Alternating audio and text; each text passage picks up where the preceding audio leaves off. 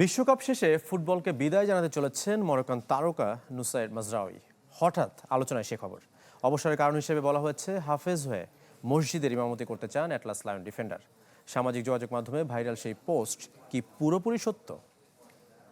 Colgate max ফ্রেশে আছে আইসি cooling crystals, যা দেয় ম্যাক্সিমাম ফ্রেশনেস সহ কোলগেট ম্যাক্স ফ্রেশ। বিশ্বকাপ শেষে অবসরে যাচ্ছেন মরক্কান তারকা নুসাইর মাজরাউই। সামাজিক যোগাযোগ মাধ্যম হঠাৎ ছয়লাভ এমন খবরে। অবসরের পর কোরআনের হাফেজ হয়ে মসজিদে ইমামতির ইচ্ছে এই ফুটবলারের। তবে ভাইরাল এ পোস্টের সত্যতা কতখানি? মূল ঘটনা গেল মার্চের এক পডকাস্ট ঘিরে, যেখানে নিজের ইচ্ছার কথা জানান এ মরক্কান। ব্যক্তি জীবনে ধর্মকে সবচেয়ে গুরুত্বপূর্ণ বিষয় জানান এ ফুটবলার। প্র্যাকটিসিং মুসলিম হয়েও কোরআনে নিজের পরিপূর্ণ দক্ষতা না থাকায় হাফেজ হবার ইচ্ছে পোষণ করেন। আমি সাধারণত রমজানে কোরআন তিলাওয়াত করি, তবে এরপরে আর সেভাবে পড়া হয়ে ওঠে না। নামাজের সময় আমি খুব বেশি সূরা তিলাওয়াত করতে পারি না, যা আমাকে লজ্জিত করছে। তাই আমি এমন সিদ্ধান্ত নিয়েছি, বিশ্বকাপ শেষে আমি কোরআন হিফজ শুরু করব।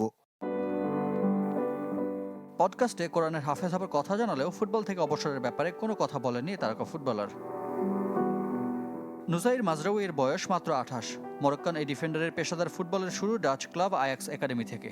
এরপর জার্মান জায়ান্ট বায়ার্ন মিউনিখে খেলার পর পাড়ি জমিয়েছেন ইংলিশ জায়ান্ট ম্যানচেস্টার ইউনাইটেডে। রিফাত হোসেন, চ্যানেল 24।